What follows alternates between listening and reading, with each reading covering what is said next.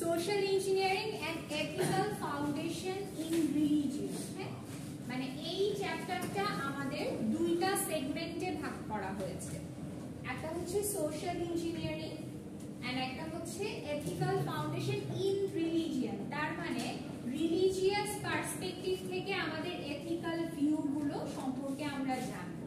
আচ্ছা, so first পার্টটা জানার প্রয়োজনীয়তা হচ্ছে আমরা যেন আমাদের অ্যাওয়ারনেস ইনক্রিজ করা, এবং সেকেন্ড পার্টটা জানার প্রয়োজনীয়তা হচ্ছে আমাদের অফিস এনভায়রনমেন্টে সব ওয়ার্কারদের মধ্যে রেসপেক্টিভ রিলেশনশিপ বজায় রাখা। ঠিক আছে, সো দেখেন ফার্স্টে আমরা একটু দেখি সোশ্যাল ইঞ্জিনিয়ারিংটা আসলে কি। One kind of engineering, right, one kind of technique. So এই টেকনিকটা কেন অবলম্বন করা হয়? To manipulate peoples, that means the art of human manipulation. আচ্ছা, এটার উদ্দেশ্য কি? ম্যানিপুলেট করে একটা মানুষের পার্সোনাল ইনফরমেশন নিয়ে নেয়া। ঠিক আছে, সো সোশ্যাল ইঞ্জিনিয়ারিং বুঝতেই পারছেন যে এটা অ্যাকচুয়ালি ভালো কিছু না। সোশ্যাল ইঞ্জিনিয়ারিংটা হচ্ছে one kind of crime, cyber crime হয় না? আচ্ছা, সো এইটা হচ্ছে সোশ্যাল ইঞ্জিনিয়ারিং। আচ্ছা, এটা কি করা হয় আপনার, লেটস সে একটা एग्जांपल হতে পারে বিকাশের যে ফ্রড থাকে না, আপনার কি করে ফোন করে অনেক সময় বলে যে আমার অ্যাকাউন্ট থেকে আপনাকে এত টাকা পাঠিয়েছি, ভুলে চলে গিয়েছে, প্লিজ আমাকে এটা ব্যাক করেন। এটা হতে পারে। আবার বিকাশ থেকে কি বলে যে আমি বিকাশ থেকে বলছি, সো আপনার পিন নাম্বারটা দরকার ভেরিফিকেশন পারপাসে, এই জিনিসটা। সো এটা কি করে আপনাকে কিন্তু একটা মানে যদি আপনি এই জিনিসটা না জানতেন তাহলে হয়তোবা ভাবতেন যে আচ্ছা ঠিক আছে, হয়তোবা সত্যি বিকাশ থেকে আমাকে কল করা হয়েছে এবং আমি আমার পিন নাম্বারটা বলে দিলাম। কি হলো, আপনার পিনটা পেয়ে গেল, আপনার বিকাশে যা টাকা ছিল সে নিয়ে নিল, রাইট? সো এটা এই টেকনিকটাকে বলা হচ্ছে কি সোশ্যাল ইঞ্জিনিয়ারিং, এবং যে করছে তাকে বলা, ওই ব্যক্তিটাকে বলা হচ্ছে সোশ্যাল ইঞ্জিনিয়ার্স। হ্যাঁ, আচ্ছা, এখন দেখেন এখানে টার্গেট কারা কারা? এমপ্লয়ি, কাস্টমার, ভেন্ডর, যে কেউ হতে পারে টার্গেট, তাই না? আর গোল কি?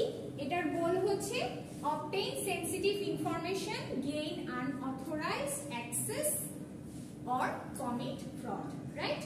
আচ্ছা, আর প্রিভেনশন কিভাবে করব? অবশ্যই আমার অ্যাওয়ারনেস লাগবে, ট্রেনিং লাগবে, এবং আমার সিকিউরিটি মেজার গুলোকে রোবাস্ট করতে হবে। আচ্ছা, so দেখেন social engineering obviously tricking other people to tell security information. Social engineers often rely on human nature and people's willingness to be helpful. মানে সোশ্যাল ইঞ্জিনিয়ারিং এর যে ব্যাপারটা, এটা কিসের উপর নির্ভর করে? সেই মানুষটার নেচারের উপরে ডিপেন্ড করে, তাই না? যে আমার নেচার কি রকম, আমি অ্যাকচুয়ালি সোশ্যাল ইঞ্জিনিয়ারিং করব কি করব না, রাইট? সো আচ্ছা, তো দেখেন social engineering attacks are a type of cyber crime wherein the attacker fools the target through impersonation. Impersonation অর্থ হচ্ছে মানে ছদ্মবেশ, আরেকজনের রূপ ধরে আপনাকে ধোঁকা দেয়া, কাইন্ড অফ। আচ্ছা, so they might pretend to be your boss, your supplier, someone from our IT team as well, or your delivery company can be, right? আচ্ছা, অনেক সময় এরকম হয় না, কিছু কিছু অনলাইন পেজ থাকে, এখন অবশ্যই এটাও কমে এসছে কারণ এটারও সচেতনতা অনেক বেড়ে গিয়েছে। অনলাইন পেজে আপনি অর্ডার করলেন, আপনাকে কি অ্যাডভান্স কিছু পেমেন্ট করতে হয়, পরে আর পেজটাও পাওয়া যায় না, অর্ডারটাও আর কখনো আসে না, রাইট? সো এগুলো কি হচ্ছে সোশ্যাল ইঞ্জিনিয়ারিং অ্যাটাক। আচ্ছা, এখন দেখেন আমাদের সোশ্যাল ইঞ্জিনিয়ারিং টেকনিক মানে কি কি টেকনিক অবলম্বন করে এই সোশ্যাল ইঞ্জিনিয়ারিং করা হয় এটা সম্পর্কে একটু জানতে হবে। কি কি টেকনিকে আসতে পারে? এক নাম্বার হচ্ছে প্রিটেক্সটিং। প্রিটেক্সটিং মানে হচ্ছে আপনাকে মেসেজিং এর মাধ্যমে ধোঁকা দেয়া। দ্যাট মিন্স আপনাকে একটা মেসেজ করা হবে, সেই মেসেজটাতে এরকম থাকতে পারে যে আপনার কিছু পার্সোনাল ডেটা লাগবে for your identification, to verify your identification, তাই না? ধরেন যে আপনার আপনি ইমেইলে বা আপনার ব্যাংক অ্যাকাউন্টে লগ ইন, আপনাকে এরকম একটা মেসেজ দিল যে আপনার অমুক ব্যাংকে এরকম একটা অ্যাকাউন্ট আছে, সেই অ্যাকাউন্টটার ভেরিফিকেশনের প্রসেসের জন্য আপনার পিন নাম্বারটা লাগবে বা আপনার পাসওয়ার্ডটা লাগবে বা আপনার এই ইনফরমেশনগুলো আমাদের দরকার, সো দ্যাট আমরা ভেরিফাই করতে পারি যে এটা আপনারই অ্যাকাউন্ট। মেসেজটা আসলো লেটস সে ওই ব্যাংক অ্যাকাউন্টের নামে, আপনি ভাবলেন যে ওই ব্যাংক থেকেই মেসেজটা এসেছে, আপনি রিপ্লাই দিয়ে দিলেন, বুঝতে পারছেন? সো এটাকে বলা হচ্ছে প্রিটেক্সটিং। আচ্ছা, এরপরে ফিশিং। ফিশিং হচ্ছে an attacker sends fraudulent email disguised as being from a trusted source। এটা হচ্ছে আপনাকে ইমেইল পাঠাবে, আপনার ওই তো ব্যাংক অ্যাকাউন্টের নামে ইমেইল পাঠাবে, যেটাতে আপনি কি করবেন, ভাববেন যে আপনার ব্যাংক থেকে ইমেইলটা এসছে, সেটা রিপ্লাই দিবেন। সো এটাকে বলা হচ্ছে ফিশিং। আমার যে ইমেল আসবে তারা জানলো কেমনে আমার নাম্বার যে ইমেল আছে, সেই ইনফরমেশন গুলো তারা কালেক্ট করেছে। ইনফরমেশন কিন্তু কালেক্ট করে, আপনাকে অবশ্যই তারা অনেকদিন ধরে ফলো করছে, আপনার কোন ব্যাংক আছে, কোন ব্যাংকে আপনি অ্যাকাউন্ট খুলেছেন, সেখানে কি পরিমাণ অ্যামাউন্ট আছে দেখেন নিয়ে, সেটাও জানে। হতেই পারে, হতেও পারে, ইউ নেভার নো, আপনার ব্যাংকের এমপ্লয়িও এই কাজ করতে পারে, তাই না? সো এই কাজটা করে। আর স্প্যাম হচ্ছে এমন একটা লিংক দিয়ে দেয়া, যেই লিংকটাতে ক্লিক করার সাথে সাথে আপনার অ্যাকাউন্টটা হ্যাক হয়ে যাবে বা আপনার অ্যাকাউন্টের যে কনফিডেন্সিয়াল ইনফরমেশন গুলো আছে সেগুলো চলে যাবে। এরকম আসে না, এখন দেখবেন যে এখন তো জিমেইল অনেক স্মার্ট, রাইট? আমাদের একটা স্প্যাম ফোল্ডারই হয়, যেগুলো সন্দেহজনক ইমেইল গুলো আসে বা এমন কোন একটা ইমেল অ্যাড্রেস থেকে ইমেল আসছে যেটা থেকে কখনো ইমেল আমি পাইনি, ওই ইমেল গুলোকে কিন্তু স্প্যাম ফোল্ডারে সে রেখে দেয়, ঠিক আছে? সো স্প্যাম ফোল্ডারের ইমেইল বা যে কোনো ইমেইলে কোনো লিংকে ক্লিক করার আগে বা কোনো মেসেজের লিংকে ক্লিক করার আগে বা একটু চিন্তা করতে হবে যে এই লিংকটা আসলে আপনার পাওয়ার কথা ছিল কিনা। আপনার মনে হতে পারে যে এটা ট্রাস্টেড সোর্স থেকে এসছে, বাট এটা আপনার জন্য সোশ্যাল ইঞ্জিনিয়ারিং অ্যাটাকারও সেন্ড করতে পারে। আচ্ছা, এরপরে আসেন স্পেয়ার ফিশিং। ফিশিংটা তো বুঝলেন যে ফিশিং ইমেইলটা করে কি র্যান্ডমলি অনেকগুলো ইমেল অ্যাড্রেসে ছেড়ে দেয়, যে রিপ্লাই দিল তারটাই পেলাম, এরকম একটা অবস্থা। আর স্পেয়ার ফিশিং হলো যে একজনকে টার্গেট করে, একজন পার্সন অথবা একটা অর্গানাইজেশনকে টার্গেট করেই তার জন্য ওই ইমেইলটা বানানো হয়েছে, ঠিক আছে? এটাকে বলা হচ্ছে spear phishing. An attacker creates a targeted phishing attack for a specific individual or an organization. Okay. Something for something. আপনি ৫,০০০ টাকা ইনভেস্ট করেন, ৫ দিন পরে সেটা ১০,০০০ টাকা হয়ে আপনাকে আমি রিটার্ন করব, ঠিক আছে? সামথিং ফর সামথিং, বুঝতে পারছি? সো কোনো কিছুর বিনিময়ে কিছু দিতে চাওয়া, কিন্তু আপনি ৫,০০০ টাকা দিলেন, ১০,০০০ টাকাও পেলেন না, আপনার ৫,০০০ টাকাও গেল, ঠিক আছে? বুঝতে পারছেন না? এরপরে দেখেন বেইটিং। বেইটিং কি?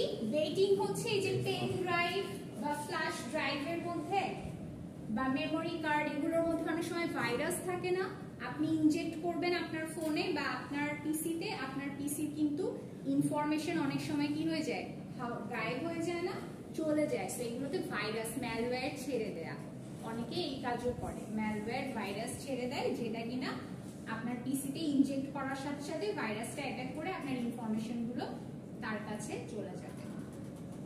ওকে, আচ্ছা, ইমপারসোনেশন যেটা বললাম, ইমপারসোনেশন কি? আরেকজনের বেশ ধরে, হ্যাঁ? So an attacker pretends to be someone they are not, ঠিক আছে? খুব সহজ কিন্তু। আর টেল গেটিং কি? টেল গেটিং হচ্ছে an attacker follows an authorised person into a secure area, ঠিক আছে? মনে করেন যে এই ক্লাসরুমের মধ্যে একটা ছোট বক্স আছে যেখানে আপনি আপনার খুব খুবই হচ্ছে এক্সপেন্সিভ কোনো কিছু রেখেছেন, এন্ড এই ক্লাসরুমে ঢুকতে হলে আপনার লেটস সে ফিঙ্গারপ্রিন্ট লাগবে বা আপনার হচ্ছে কোনো একটা বায়োমেট্রিক্স পলিসি আছে, হ্যাঁ, ঢোকার জন্য। সো আপনার পিছে পিছে আমি আসলাম, আপনি ঢুকলেন, আমিও আপনার পিছে পিছে ঢুকলাম, আপনি আমাকে দেখেন নাই বা আপনি আমাকে খেয়াল করেন নাই, এরপরে আমি আমার কাজটা সেরে চলে গেলাম। এটাকে বলা হচ্ছে কি টেইল গেটিং, মানে আপনার লেজ ধরে আসা। এভাবেও মনে রাখতে পারেন টেইল গেটিংটা, আরেকজনের কে ফলো করে, মানে একটা অথরাইজড পারসনকে ফলো করে একটা সিকিউর এরিয়াতে ঢুকে যাওয়া, ঠিক আছে?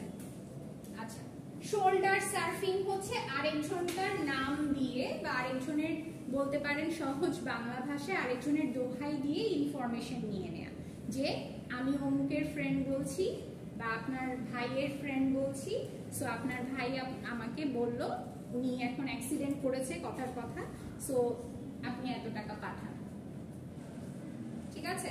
সো এটাকে বলা হচ্ছে শোল্ডার সার্ফিং। ওকে, টু স্টিল ইনফরমেশন। আর ডাম্পস্টার ডাইভিং হচ্ছে অনেক সময় হয় যে অফিসিয়াল খুবই প্রয়োজনীয় একটা ফাইল, কিন্তু আপনার ওই কাজটা শেষ, হ্যাঁ, ওইটা আপনার প্রজেক্টটা শেষ হয়ে গিয়েছে, এখন আপনি ওই ফাইলটা কি করছেন, ফেলে দিলেন, কিন্তু ফাইলটা আপনি নষ্ট করেননি, এমনি ফেলে দিলেন। এই যেখানে ফেললেন বা একটা ট্র্যাশ করলেন, সেখান থেকে আবার কি করবে, আপনার এই সোশ্যাল ইঞ্জিনিয়াররা ওই ইনফরমেশন গুলো নিয়ে নিয়ে তারা তাদের কাজে লাগাবে। এটাকে বলা হচ্ছে ডাম্পস্টার ডাইভিং। বা ধরেন যে আপনি একটা জরুরি ডকুমেন্ট ডিলিট করলেন বা ট্র্যাশ ফোল্ডারে রয়ে গেল, অন্য কেউ এসে সেই ট্র্যাশ থেকে রিস্টোর করে ফাইলটা নিয়ে নিল, বুঝতে পারছেন? সো এটা। আচ্ছা, এখন এই জিনিসগুলো, এই টেকনিকগুলো অবলম্বন করে দেখেন, এই টেকনিকগুলো কিন্তু অবলম্বন করে আপনার কাছ থেকে আমি একটা ইনফরমেশন নিতেই পারি, রাইট? সো আপনি যখন ভিকটিম হয়ে যান তখন আপনাকে কিভাবে এফেক্ট করে? এটা অবশ্যই ফাইন্যান্সিয়ালি এফেক্ট করে, মেন্টালি তো এফেক্ট করেই, এন্ড কি করে, আপনি সতর্ক হয়ে যান আরো বেশি, রাইট? এখন দেখেন এখান থেকে কিভাবে বাঁচবো, কিভাবে অ্যাভয়েড করব। অবশ্যই আমি আমার ইউজার নেম পাসওয়ার্ড এমন কোথাও রাখবো না যেখান থেকে খুব ইজিলি অন্য কেউ পেয়ে যেতে পারে। ধরেন এমন কোনো ফোল্ডারে বা এমন কোনো ডায়েরিতে লিখে রাখলাম যেটা কিনা ওপেন, সবাই পাবে বা পেয়ে যেতে পারে, এরকম কোথাও আমরা রাখবো না। আচ্ছা, কখনো আমরা আনট্রাস্টেড সোর্স থেকে ইমেইল ওপেন করব না। কখনো আপনার ওয়ার্ক রিলেটেড ইনফরমেশন সোশ্যাল মিডিয়ায় এক্সপোজ করবেন না, ঠিক আছে? কখনো ওয়ার্ক রিলেটেড যে সকল পাসওয়ার্ড থাকে সেগুলো বারবার রিইউজ করবেন না, একই পাসওয়ার্ড বারবার ইউজ করবেন না। চেষ্টা করবেন ডিফারেন্ট কাজের জন্য ডিফারেন্ট পাসওয়ার্ড ইউজ করা। আচ্ছা, সব সময় কি করতে হবে, আমাদের কম্পিউটার, এগুলো আমরা জানি তাই না, সব সময় আমাদের কম্পিউটার লক বা পাসওয়ার্ড প্রটেক্টেড রাখতে হবে যখন আমরা সেখানে থাকছি না। আচ্ছা, যদি কাউকে সন্দেহ হয়, সাসপিশিয়াস কোনো ইন্ডিভিজুয়াল থাকলে অবশ্যই রিপোর্ট করতে হবে। এন্ড কি করতে হবে, সব সময় কোনো একটা কাজের শেষে কোনো কনফিডেন্সিয়াল ফাইল বা রিপোর্ট যেটা আপনার আর দরকার হচ্ছে না সেটা একেবারেই ডিলিট করে দিতে হবে, মানে আপনার ট্র্যাশেও থাকবে না। এবং যদি সেটা আপনার ডকুমেন্ট হচ্ছে আপনার অনলাইন না থাকে, এমনি পেপার ওয়ার্ক থাকে, তাহলে সেটা নষ্ট করে ফেলতে হবে, ঠিক আছে? একেবারে ডিস্ট্রয় করে ফেলতে হবে, রেখে দেওয়া যাবে না। আচ্ছা, এবং এটা কিন্তু একটা অর্গানাইজেশন পলিসিও, হ্যাঁ, যে আপনার কাজ শেষ হয়ে গেলে, প্রজেক্ট শেষ হয়ে গেলে সেটাকে নষ্ট করে ফেলা, যদি সেটা আর কখনো প্রয়োজন না হয়।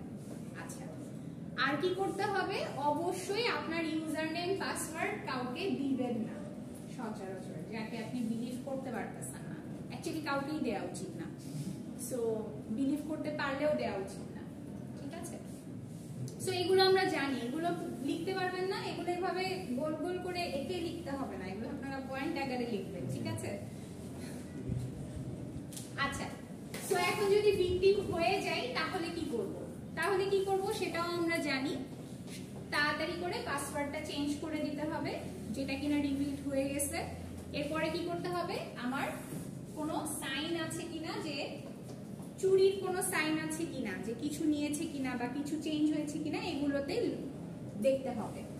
এবং কি করতে হবে, যদি আপনার ফিনান্সিয়াল ধরেন বিকাশে এরকম আপনার মনে হচ্ছে যে এটা পাসওয়ার্ডটা আপনি দিয়ে ফেলেছেন, তাহলে তাড়াতাড়ি কি করতে হবে, আপনার যে বিকাশ কোম্পানি আছে, অথরাইজড কোম্পানি, তাদের সাথে সরাসরি তাড়াতাড়ি করে যোগাযোগ করতে হবে, ঠিক আছে, কোম্পানির সাথে। এবং আপনার অ্যাকাউন্টে কোনো চেঞ্জ হয়েছে কিনা এটা খেয়াল করতে হবে। আর কি করতে হবে, সব শেষে অবশ্যই রিপোর্ট করতে হবে, পুলিশকে জানাতে হবে, অথরাইজড পারসনকে জানাতে হবে, এবং আপনার ফেডারেল ট্রেড কমিশনে একটা ফাইল ওপেন করে ফেলতে হবে, ঠিক আছে, সো দ্যাট যে এই কাজটা করেছে বা করলো, আপনার ক্ষতি হয়ে গেলেও সে যেন পানিশমেন্টটা পায়। আচ্ছা, এটার পানিশমেন্ট কি সেটা একটু দেখি। প্রিকশন আমরা জানি অলরেডি, হ্যাঁ, সো পানিশমেন্ট কি, পানিশমেন্ট ফাইন হচ্ছে আপনার $1, হ্যাঁ, সো যদি অ্যাপ্রুভ হয় এন্ড তার 10 বছরের জেলও হতে পারে। Okay, so this is the law. এটা কিন্তু মানে cyber crime, it's a very মানে ডেঞ্জারাস ইস্যু, হ্যাঁ, এন্ড হচ্ছে এটা আপনার কন্ট্রোল করার জন্য এখন অনেক অনেক কাজ চলছে, সো এটার পানিশমেন্টও কিন্তু অনেক বেশি। সো আপনাদের ধরেন যে আপনারা এটাতে ভিকটিম হয়ে গেলেন, আমরাও অনেক সময় হয় যে ভিকটিম হয়ে গেছি এটা নিয়ে দুঃখ করি, বাট এটার পিছে আর দৌড়াই না, ওটা ওভাবেই রেখে দিই যে আচ্ছা ঠিক আছে হয়ে গেছে। এটা স্পেশালি বিকাশের ক্ষেত্রে মাঝখানে অনেক বেশি হতো, অনেক শুনতাম এরকম, এখন কিন্তু অনেক কমে গেছে, কারণ এখন আর সবাই অ্যাওয়্যার হয়ে গেছে, বাট যখন হয় তখন আর কেউ ওইটার পিছনে কোনো কিছুই করে না, ঠিক আছে। আর আমাদের অ্যাকচুয়ালি ওরকম পলিসিটাও অত স্ট্রং না, সো আশা করি আস্তে আস্তে হবে, দেখা যাক, ঠিক আছে। তাহলে এটাই, এই গেল আপনার সোশ্যাল ইঞ্জিনিয়ারিং। এখন বলেন social engineering clear? Social engineering নিয়ে আর কোনো কোয়েশ্চেন আছে? না, মনে হয় না। আচ্ছা, ঠিক আছে, তাহলে এখন আসি আমাদের সেকেন্ড টপিক যেটা এই চ্যাপ্টারে, সেটা হচ্ছে কি রিলিজিয়াস পার্সপেক্টিভ থেকে এথিক্যাল ভিউজ গুলো। এখন অনেক ধরনের কিন্তু রিলিজিয়ান বলেন, অনেক ধরনের সংস্কৃতি, রিলিজিয়ান অ্যাকচুয়ালি কি বলেন তো, বিলিফ সিস্টেমটা, তাই না? আমরা যেটা বিলিভ করি সেটাই আমরা পালন করি, সেটাই আমরা সেই রিলিজিয়ানেই আমরা বিশ্বাস করি, তাই না? সেই ধর্ম, ধর্ম মানে কি, মানে হচ্ছে একটা ল, তাই না, একটা রুলস যেটা আমরা মানার চেষ্টা করি, এটাই। সো এটা হচ্ছে তিনটা সেন্ট্রাল থিম আছে, যেখান থেকে অ্যাকচুয়ালি, যেটা অ্যাকচুয়ালি উৎস, যেখান থেকে আরো অনেক অনেক অনেক অনেক এগুলো কম্বাইন করে বলেন, কিছু বাদ দিয়ে বলেন, আরো অনেক ধরনের বিলিফ সিস্টেম আছে। আচ্ছা, সো আমরা এই তিনটা মেজর বিলিফ সিস্টেম সম্পর্কে একটু একটু ধারণা লাভ করবো, হ্যাঁ। সো দেখেন, একটা হচ্ছে নাভাজো। আচ্ছা, নাভাজোতে কি হয়, an ethic of harmony, তারা অ্যাকচুয়ালি সম্প্রীতিতে বিশ্বাসী। সম্প্রীতি মানে হচ্ছে আপনার ঐক্যবদ্ধতা, ইউনিটি কাইন্ড অফ, হ্যাঁ। সো তারা বিলিভ করে যে ইউনিটি ইজ এভরিথিং, হ্যাঁ। আচ্ছা, and Islam an ethic of law, right, sharia, কতগুলো ল আছে যেগুলো মেনে ইসলাম হচ্ছে আপনার ফাউন্ডেশন, হচ্ছে আপনার ল এর বেসিসে। আর বুদ্ধিজম কি, Buddhism and ethic of compassion, মানে সহানুভূতির এথিক তাদের, তারা অ্যাকচুয়ালি সহানুভূতিতে বিশ্বাসী, ঠিক আছে। সো দেখেন আপনার, আর তারা গড এন্ড ওয়ার্ল্ডটা কিরকম তাদের জন্য, দেখেন নাভাজো অ্যাকচুয়ালি তারা অনেকগুলো গডে বিশ্বাসী। তো তারা বিলিভ করে যে প্রত্যেকটা এলিমেন্টের জন্য, ইউনিভার্সের প্রত্যেকটা এলিমেন্টের জন্য একজন একজন করে সৃষ্টিকর্তা আছেন, তারা এটা বিলিভ করেন, হ্যাঁ। আর ইসলামে হচ্ছে একটা গডের উপরেই বিলিভ করে, এবং বুদ্ধিজম কোনো পার্সোনাল গডের উপরে বিলিভ করেন না, তাদের একটা স্পিরিচুয়াল বিলিফ আছে অ্যাকচুয়ালি, হ্যাঁ। তারা এক্স্যাক্টলি কোনো সৃষ্টিকর্তার উপরে ওভাবে বিলিভ করে না, ঠিক আছে।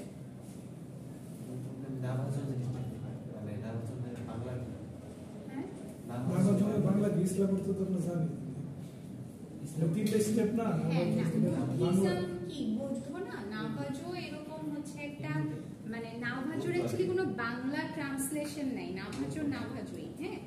আপনার হচ্ছে নাভাজো হচ্ছে আপনার নাভাজো থেকে বলতে পারেন, নাভাজো এবং বুদ্ধিজম দুইটা একটু অ্যাড করে বলতে পারেন যে হিন্দুইজমের যে কনসেপ্টটা, ওটাও ওখান থেকেই আসছে, হ্যাঁ, মানে একটা ট্রেডিশনাল কনসেপ্ট। হিন্দু বা খ্রিস্টানের, হ্যাঁ, না খ্রিস্টান যেমন হচ্ছে আপনার কি হয় যে মানে যদি একটু আমরা ওভাবে চিন্তা করি যে ইসলামের কিছু ইয়ে নিয়েই কিন্তু হচ্ছে ওনারাও এটাকে ফলো করে হালকা পাতলা, রাইট? বাট ওইভাবে পুরোপুরি ফলো করে না। সো এরকম আর কি, হ্যাঁ, হিন্দুইজমটাও এরকম যে এখানে মিক্সড আছে অনেক। সো ওই জন্য আমরা এখানে মানে পড়াশোনায় ওই টপিকটা আনি নাই, ঠিক আছে? আমরা সেন্ট্রাল 3টা বিলিফ নিয়ে কথা বলছি। আচ্ছা, সো এখানে ওভারভিউটা দেয়া আছে, এখানে থিম আর গডের ইয়েটা দেয়া আছে, হ্যাঁ। এখন দেখেন অ্যাকচুয়ালি নাভাজো কিসে বিলিভ করে, হ্যাঁ, ওরা কি চিন্তা করে, ওদের চিন্তা ভাবনাটা এরকম যে ইউনিভার্স একটা সুন্দর অর্ডারড ওয়েতে, একটা হারমোনিয়াস ওয়েতে চলছে। মানে ইউনিভার্সের ওদের যেহেতু চিন্তা হচ্ছে পুরো ইউনিভার্সে যত গ্রহ নক্ষত্র আছে বা আমাদের ওয়ার্ল্ডে ধরেন যে যত কিছু আছে প্রত্যেকটার কি একজন একজন সৃষ্টিকর্তা আছে এবং তারা খুবই একসাথে বন্ডেড, তাদের মধ্যে ইউনিটি অনেক ভালো, এই জন্য খুব সুন্দরভাবে হারমোনিয়াস ওয়েতে এই ইউনিভার্সটা চলছে, এটা তাদের বিলিফ। এবং তারা এটাও বিলিভ করে যে তাদের যে রিচুয়ালস বা তাদের যে ট্রেডিশন এইগুলাকে পালন করলে এই ঐক্যবদ্ধতাটা আরো বেশি থাকবে, একসাথে ইউনিটিটা বজায় রাখবে। মানে তাদের যে সকল অনুষ্ঠান আছে এগুলোকে তারা পালন করে এবং তাদের এরকম একটা মানে এটাকে তারা প্রকাশ করে এই ওয়ার্ডটার মাধ্যমে, সেটা হচ্ছে হোজহো, হ্যাঁ, হোজহো, হ্যাঁ, এই ওয়ার্ডের মাধ্যমে তারা অ্যাকচুয়ালি এটাকে প্রকাশ করে যে এই ব্যালেন্সটা রিস্টোর করার জন্য আমাদের কি করতে হবে, আমাদের রিচুয়াল গুলো ফলো করতে হবে, ঠিক আছে? আচ্ছা, এখন এই হারমোনি আর ব্যালেন্সটা কিভাবে আপনার ডিস্টার্ব হয় তারা বিলিভ করে যে এটা হচ্ছে মানুষ মারা গেলে অথবা ভায়োলেন্স হলে এবং ইভিল চলে আসলে এটার মধ্যে একটা অরাজকতা সৃষ্টি হয়, এটা তারা বিলিভ করে, হ্যাঁ। আচ্ছা, এরপরে আসে ইসলামিক শরিয়া। আচ্ছা, আমাদের আর 2 মিনিট আছে, রাইট? আচ্ছা, ইসলামিক শরিয়া এটা হচ্ছে আপনার কি করছি মানে অনেকগুলো কিছু ল আছে যা কিনা আপনার কি করে, আপনার কিছু প্রিন্সিপাল আছে যেটা কিনা আপনার স্পিরিচুয়াল, মেন্টাল এবং ফিজিক্যাল বিহেভিয়ার গুলোকে আপনার কি গভর্ন করে বা গাইড করে ফর মুসলিমস, রাইট? তারা হচ্ছে তাদের surrender to the will of god, right? মানে হচ্ছে সৃষ্টিকর্তার ইচ্ছার উপরেই তারা সবকিছুকে সারেন্ডার করে, রাইট? নিজেদেরকে সারেন্ডার করে and connected with all behaviour, সব বিহেভিয়ারের সাথে এই বিলিফটা কানেক্টেড, তাই না? আচ্ছা, সো দেখেন এই 3টা মানে এলিমেন্ট আছে, 3টা খুবই আচ্ছা, ক্যানোনিক্যাল মানে হচ্ছে মেইন এলিমেন্ট, হ্যাঁ, 3টা খুবই ক্রুশিয়াল এলিমেন্ট আছে। একটা হচ্ছে ফেইথ অর বিলিফ, যেটা সেটাকে কি বলা হয়, আকীদা বলা হয়, রাইট? সো আকীদা concerns all forms of faith and belief in Allah, okay. এরপরে হচ্ছে প্র্যাকটিস, বিলিভ করলেন, এটা প্র্যাকটিস অর অ্যাকশনটা আসলে কিভাবে আসে? অ্যাকশনটা আসে 2 ভাবে, একটা হচ্ছে ইবাদত, রাইট? ইবাদত যেটা আপনার আর আপনার গডের মধ্যে কানেকশন বিল্ড আপ করে, আর মুআমালাত কি? মুআমালাত হচ্ছে আপনার সাথে আপনার যে এখানে যে মানুষ আছে পৃথিবীর মধ্যে তাদের সাথে তাদের কানেকশনটা বিল্ড আপ করে, মানে আপনার বিহেভিয়ারকে গভর্ন করে, গাইড করে। অ্যাকশন হচ্ছে এই 2টা, তাই না?